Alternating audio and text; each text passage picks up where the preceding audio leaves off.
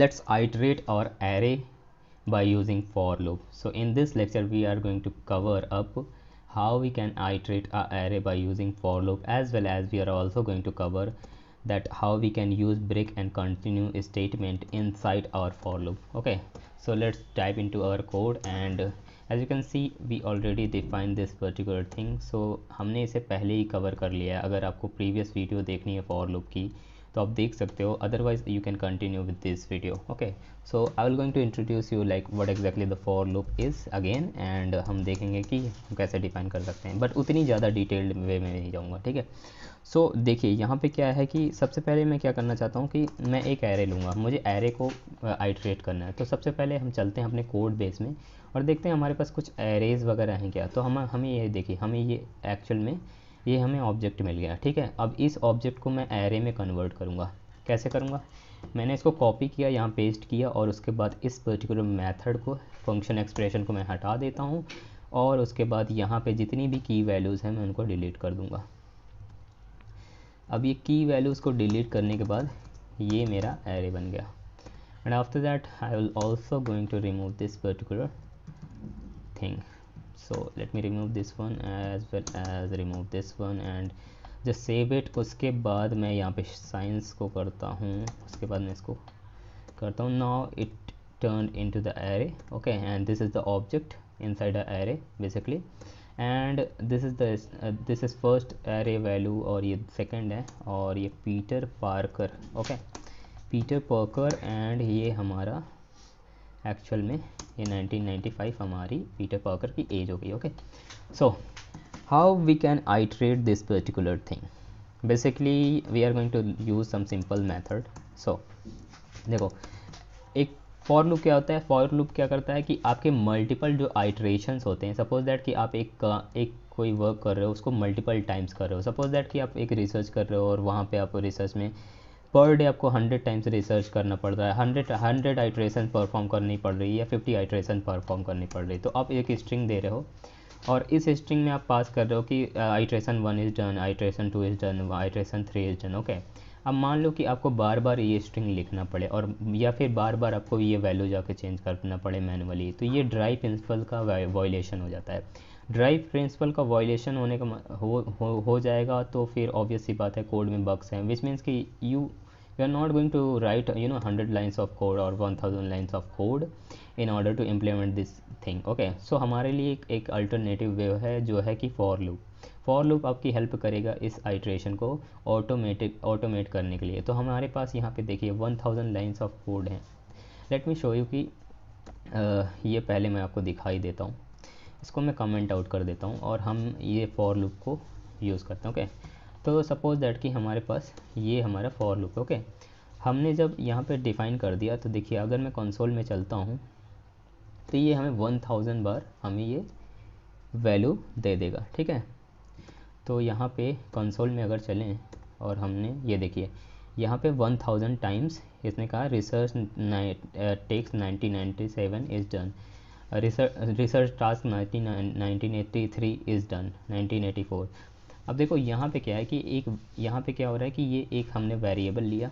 ठीक है, वेरिएबल लेने के बाद हमने इसको इनिशियलाइज़ किया, 0 से स्टार्ट होगा. ठीक है, हमारे यहाँ पे कंडीशन है, तो जो ये इस पर्टिकुलर वेरिएबल के हिसाब से यहाँ पे क्या है कि टास्क अभी 0 है और टास्क लेस देन 100 है, तो ये कंडीशन सेटिस्फाई कर रही है. कंडीशन सेटिस्फाई करने पे ये वाला जो आपका कंसोल डॉट लॉग है, या फिर आप यहाँ पे जो लॉजिक लिखोगे फॉर लूप के अंदर, वो आपका रन हो जाएगा. उसके बाद एक बार ये रन होने के बाद ये फिर यहाँ पे क्या होगा कि यहाँ पे आई प्लस प्लस या फिर टास्क प्लस प्लस कह लो, तो यहाँ पे क्या हो रहा है कि टास्क में एक लाइक टास्क अभी 0 है तो यहाँ पे 1 हो जाएगा, विच मीन्स कि 0 + 1 = 1. ओके, तो यहाँ पे ये जो वैल्यू होगी यहाँ पे ये अपडेट हो जाएगी और यहाँ पे ये 1 हो जाएगा. फिर यहाँ पे ये चेक करेगा 1 इज़ लेस देन 1000, तो ये चलता रहेगा. इसी तरह ये कंटिन्यू स्टेटमेंट ये सारी चलती रहेगी. ठीक है, उसके बाद आप क्या कर सकते हो कि इसी तरह यहाँ पे भी आप एरे को आइट्रेट कर सकते हो जैसे आपने यहाँ पे आइट्रेशन की. ठीक है, अब हम चलते हैं हमारे कोड की ओर. ठीक है, तो होपफुली आपको ये समझ में आ गया होगा. अब मैं यहाँ पे क्या करना चाहता हूँ कि यहाँ पे सबसे पहला मेरे को एक एरे एक मुझे वेरिएबल लेना पड़ेगा जिसको मुझे सेट करना पड़ेगा 0। पहले मैं 0 से इनिशियलाइज कर, अगर मैं चाहता हूँ कि मेरा जो ये आइट्रेशन है 2 से शुरू हो, 0 से 1 से शुरू हो, तो मैं यहाँ पे डिफ़ाइन कर सकता हूँ, ठीक है। उसके बाद मेरे को यहाँ पे कंडीशन देनी पड़ेगी। तो मैं कहता हूँ कि जब तक मेरा i लेस देन 6 है, या फिर देखो यहाँ पे हमारे पास क्या है कि यहाँ पर हमारे पास 1 2 3 4 5 6 टोटल 6 हैं, ठीक है। तो मान लो मैं 5 करता हूँ, ठीक है। जब टिल 5 तक ये आपको रन करना है, ठीक है। और उसके बाद मैं यहाँ पे i प्लस प्लस को इम्प्लीमेंट कर देता हूँ। देखो i पुराना मेथड है, आप कोई भी नाम दे सकते हो, जैसे मैंने यहाँ पे टास्क वगैरह नाम दिया है। मैं यहाँ पे नॉर्मली ये i ले रहा हूँ, ठीक है। ये एक स्टैंडर्ड मेथड होता था, तो आज भी मैं इसी को यूज़ करता हूँ। अब देखो यहाँ पे क्या है कि इस पर्टिकुलर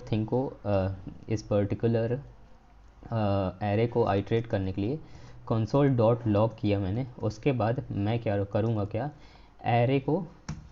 एरे के वेरिएबल को कॉल करूँगा, ओके। उसके बाद मैं यहाँ पे आई पास करूँगा। अब देखो यहाँ पे मैं आपको बताता हूँ कि एक्चुअल में हो क्या रहा है। देखो सबसे पहले क्या होगा, यहाँ पे ये 0 है, ठीक है। अब 0 है, यहाँ पे लेस देन 5 है, यानी कि ये ट्रू है। अब यहाँ पे क्या होगा कि कंसोल डॉट लॉग में जाके ये 0 हो जाएगा। अब 0 क्या है, 0 इंडेक्स पे पीटर है, तो पीटर मेरा प्रिंट हो जाएगा। फिर ये यहाँ पे जाके ये इम्प्लीमेंट हो जाएगा, ठीक है। यहाँ पे इसके बाद यहाँ पे इम्प्लीमेंट हो, ये ऐसे जाएगा, यहाँ पे i प्लस प्लस हो जाएगा। अब ये 0 की जगह 1 हो जाएगा। अब यहाँ पे क्या है कि 1 सेटिस्फाई कर रही है कंडीशन, तो ये 1 हो जाएगा। 1 पे पार कर रहा है, ठीक है। जो हमारा एरे होता है उसमें इंडेक्सिंग 0 1 2 3 4 होता है, ठीक है। ये 5 तक, लेस देन जब तक 5 है तब तक चलेगा। 5 के बाद ये ब्रेक हो जाएगा, ठीक है। अब हम यहाँ पे देखते हैं, देखो पीटर, पार्कर और ये सारी चीज़ें आ गई, ओके। 1 2 3 4 5, हमारे पास 5 आ गया। अब देखो हमने कहा हमारे पास ट्रू भी है, ठीक है। यहाँ पे हमारे पास ट्रू भी है। और मैं सपोज दैट कि एक और स्ट्रिंग ले लेता हूँ। सपोज दैट कि मैं एक स्ट्रिंग ले देता हूँ, साइबर इनिशिएशन, ये स्ट्रिंग मैंने डाल दी, ठीक है। तो मैंने इस स्ट्रिंग को भी ले लिया। अब यहाँ पे हमारे पास टोटल 7 वैल्यूज़ हैं। क्या हम यहाँ पे बार बार इन वैल्यूज़ को काउंट करके यहाँ पे मेथड को लगाते रहेंगे? ये सही चीज़ नहीं है, ठीक है। तो देखो यहाँ पे क्या होता है कि मैंने आपको बताया था, अगर होल एरे के जो भी हैं, जैसे कि इस एरे के जो भी ये एरे है, इसके एलिमेंट को कैलकुलेट करना है, तो आप क्या करते थे, डॉट लेंथ मेथड को कॉल करते थे। तो जितने भी आपके जो एलिमेंट होते थे वो ईजिली रिटर्न हो जाते थे, ठीक है। तो हमें यहाँ पे क्या करना है, हमें एक्चुअल में यहाँ पे डॉट लेंथ मेथड को कॉल करना है, ठीक है। अब यहाँ पे हमने ये जो यहाँ पे दिया है, हमें यहाँ पे डॉट लेंथ मेथड लगाना है, okay. So I is less than student data dot length. अब ये क्या करेगा कि जितनी वैल्यूज़ होंगी उसको आइटरेट कर देगा बड़े ईजिली वे में, ठीक है। तो अभी देखो यहाँ पे सारी वैल्यूज़ हैं जो हमें आइटरेट होके मिल गई, ओके। अभी देखो ये भी हमें मिल गया, ठीक है। तो यहाँ पे इस तरह से आप आइट्रेशन कर सकते हो by using for loop, okay. अब देखो यहाँ पे क्या है कि टाइप ऑफ, अगर मान लो कि मुझे इनके टाइप को देखना है, सपोज दैट कि आप जानना चाहते हो कि इन वैल्यूज़ की टाइप क्या है, ठीक है, जो ये एरे में स्टोर है। तो मैं कहूँगा टाइप ऑफ।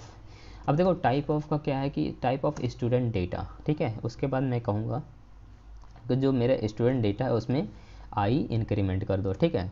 अब यहाँ पे क्या होगा कि देखो यहाँ पे कह रहा है कि पहली बात तो ये वैल्यू प्रिंट करेगा, ठीक है। उसके बाद क्या करेगा, ये टाइप ऑफ कैलकुलेशन करेगा, और इसी बेसिस पे ये यहाँ पे हर एक पर्टिकुलर एरे की वैल्यूज़ की टाइप्स ये रिटर्न कर देगा। अब देखो मैं आपको दिखाता हूँ कि ये टाइप रिटर्न कर रहा है नहीं। देखो पीटर का स्ट्रिंग है, पार्कर भी स्ट्रिंग है, 1995 नंबर है, और ये साइंस स्ट्रिंग है, ठीक है। और ये जो है हमारा ये ऑब्जेक्ट है, तो ये एक्चुअल में ऑब्जेक्ट था, इसीलिए मे भी आपको लगा होगा कि मे भी ये एरे के अंदर एरे हमने स्टोर कर रखा है, बट एक्चुअल में ये ऑब्जेक्ट है, ठीक है। तो इस तरह से आप ईज़िली आप टाइप ऑफ मेथड का यूज़ करके आप इसको आइट्रेट कर सकते हो, ओके। अब देखो यहाँ पे क्या है कि मैं चाहता हूँ कि मेरे को इन सारी वैल्यूज़ की सिर्फ और सिर्फ टाइप पता चले, ठीक है। मैं इस पर्टिकुलर मतलब कि मैं इस वैल्यूज़ को नहीं प्रिंट करना चाहता, मैं सिर्फ और सिर्फ टाइप को एक्सट्रैक्ट करना चाहता हूँ। उसे कैसे आप करोगे, देखो मैं क्या करता हूँ, इसको कमेंट कॉपी करके, ठीक है, इसको कॉपी करके और मैं यहाँ पे एक और पेस्ट कर देता हूँ इस एरो को, ठीक है। अब मैं इसको कमेंट आउट कर देता हूँ, ये एक्चुअल में रेफरेंस के लिए होगा, ठीक है। अब मुझे क्या करना है कि मुझे यहाँ पे वैल्यूज़ से मुझे सिर्फ और सिर्फ टाइप एक्सेस करना है, accessing only type, accessing types of values of all value, ठीक है, accessing types of all value, ठीक है। तो जितनी भी वैल्यू है हमें उसका टाइप पता करना है, ठीक है। अब देखो सबसे पहली चीज़ मैं क्या करूँगा, देखो मैं आपको बताता हूँ। सपोज़ दैट कि कोई भी आप टाइप को आप मतलब कि आपको टाइप दिखाना है, तो सब यहाँ पे हमने क्या किया कि हम यहाँ पे हम इसको इम्प्लीमेंट कर रहे हैं, ठीक है। यहाँ पे हम बार बार सॉरी इस आई को हम यहाँ पे अपडेट करें, ओके।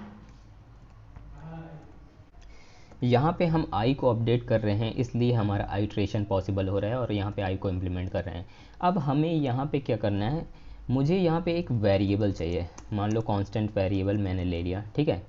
और एक्चुअल में मैं कहता हूँ कि टाइप ऑफ, ठीक है, टाइप ऑफ वैल्यूज़, मुझे क्या करना है कि मुझे इनकी जो वैल्यूज़ की टाइप है वो चाहिए, ठीक है।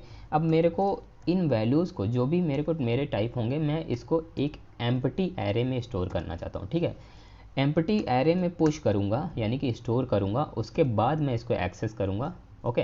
अब मेरे को स्टोर कैसे करना है, देखो आप इसको स्टोर कैसे करोगे और यूज़ कैसे करोगे, देखो मैं कहता हूँ कि जो मेरा टाइप ऑफ वैल्यूज़ है, अगर मैं इस वेरिएबल को, ठीक है, इस वेरिएबल को टाइप ऑफ यानी कि टाइप ऑफ स्टूडेंट डेटा जो आइट्रेशन हो रही है उसके इक्वल कर दूं, विच मीन्स कि यहाँ पे क्या होगा, देखो यहाँ पे ये एक्चुअल में क्या करेगा कि इसकी पूरी लेंथ को लेगा, यानी कि इसके पूरे डेटा को हर एक बार आइट्रेशन पे यहाँ पे क्या करेगा, ये टाइप ऑफ रिटर्न करेगा, ठीक है। 0 पे ये टाइप रिटर्न करेगा पीटर का, ठीक है। फिर 1 पे पार्कर का रिटर्न करेगा, फिर ये करेगा 2 पे 1995 को रिटर्न करेगा, यानी कि इंटीजर वैल्यू रिटर्न कर।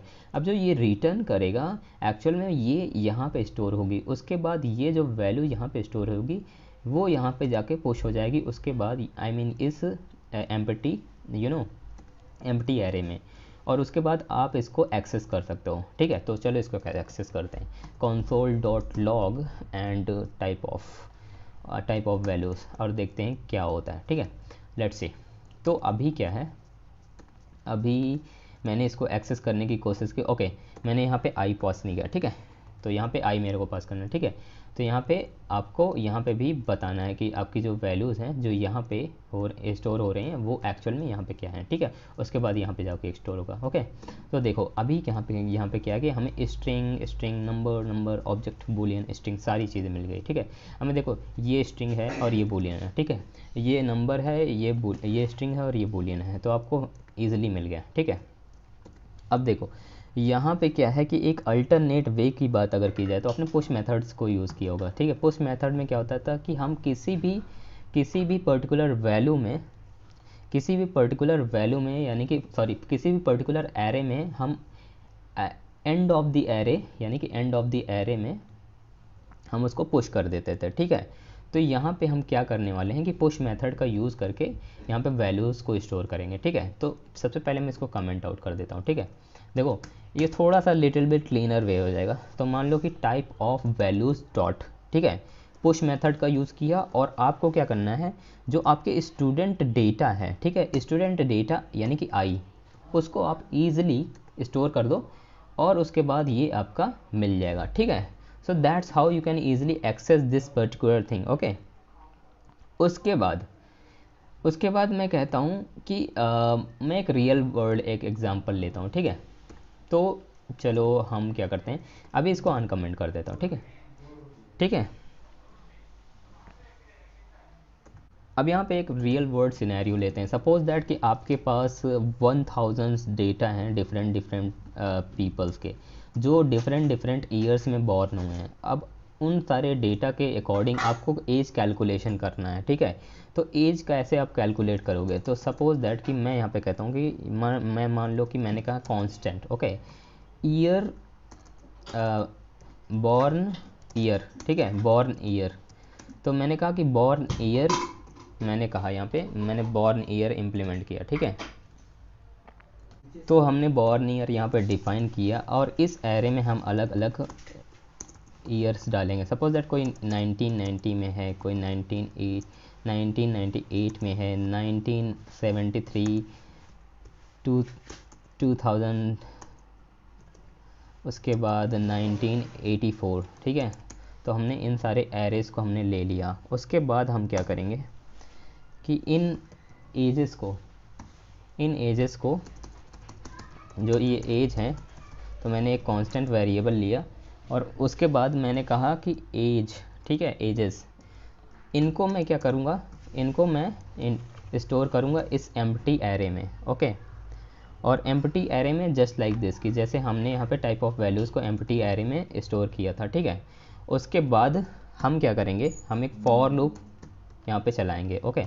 सो मैं बार बार नहीं बताने वाला। देखो i equal to 0, okay, and i dot i is less than, let's say, born year dot length, okay, and then i plus plus, and then we are going to define our push method, okay.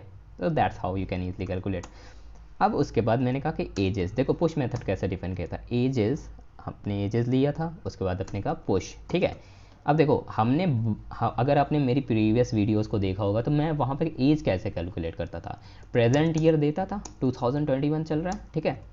उसके बाद मैं जो born year रहता था, यानी कि जो भी मान लो कि आप हमारे यहाँ बॉर्न ईयर है, ठीक है, इस एरे को ही मैं यहाँ पे पास कर दूंगा। वहाँ पे क्या करते थे, बर्थ ईयर पास करते थे, मैंने यहाँ पे बॉर्न ईयर पास कर दिया।